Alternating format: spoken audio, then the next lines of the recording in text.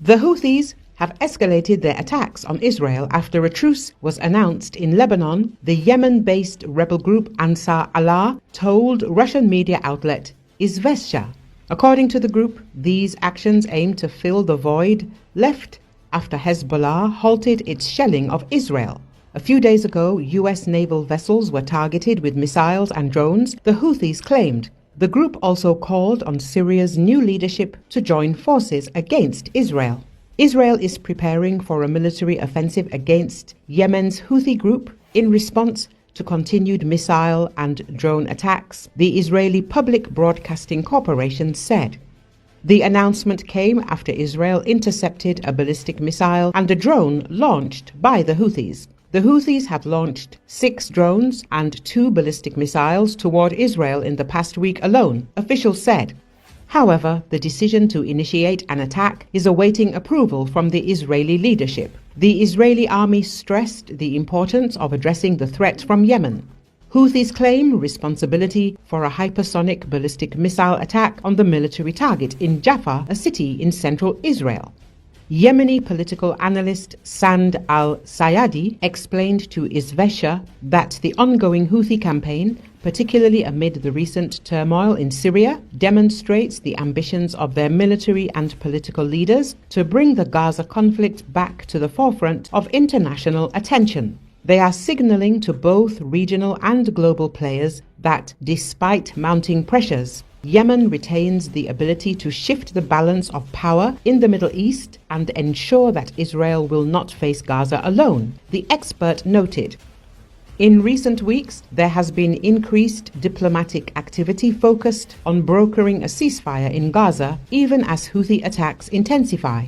The Palestinian radical group Hamas recently received a new ceasefire proposal from Egypt, including terms for the release of hostages held in Gaza. Hamas's representative in Lebanon, Ahmed Abd al-Hadi, told Izvestia. For the first time, Hamas has indicated it might accept a pact allowing Israeli forces to temporarily remain in Gaza after hostilities end, the Wall Street Journal reported.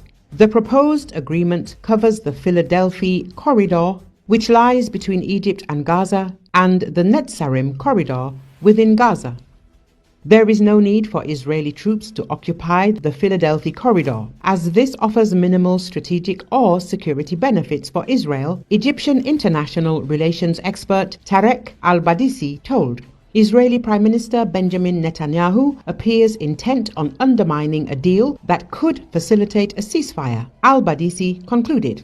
The Houthis, who control large areas of Yemen, including the capital Sana'a, and present themselves as the country's official armed forces, pledged to continue their attacks on Israel until the end of the war on Gaza.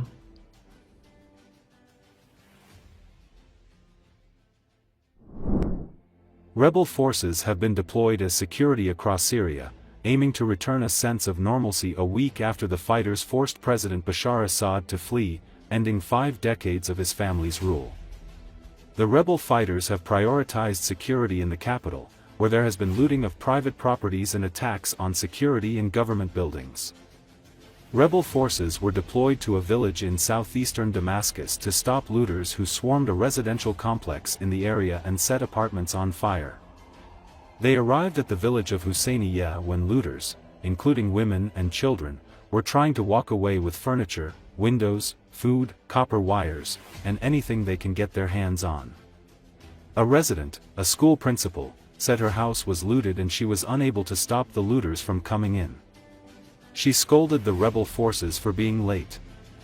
At a torched police station, pictures of Assad were torn down and files destroyed after insurgents entered the city December 8. All Assad-era police and security personnel have vanished. This was the first week of Syria's transformation after Assad's unexpected fall. Rebels, suddenly in charge, met a population bursting with emotions, excitement at new freedoms, grief over years of repression, and hopes, expectations and worries about the future. Some were overwhelmed to the point of tears.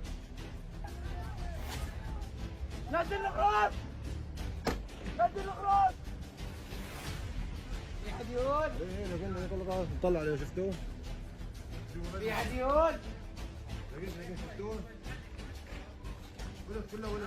ورا انتبه، ورا البالون طالع برا صح هات شو برا عندي واحد عندي واحد معه وين خاف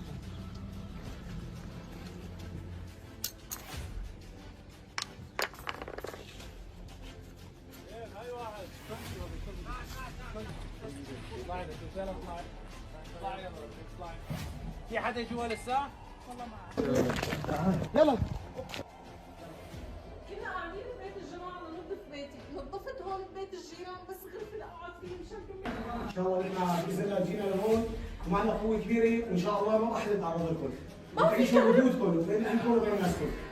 ان شاء الله راح نساوي مفرزه امنيه هون وكبيره وعناصر ان شاء الله ما راح حدا يمسكم باذن الله. ان شاء الله. حقنا علينا وان شاء الله يا رب بتكون العباد افضل ان شاء الله. ان شاء الله باذن الله، بس والله طولت والله حقنا علينا.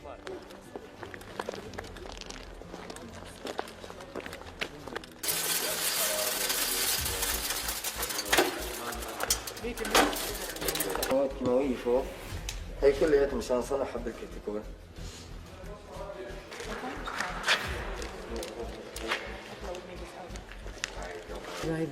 مرشح لدمشق هذا صاحب المعمل مو صاحب دمروا البلد. بس ان شاء رب العالمين نحن كسوري نحن اليوم صرنا نحكي كل شيء. نحن اليوم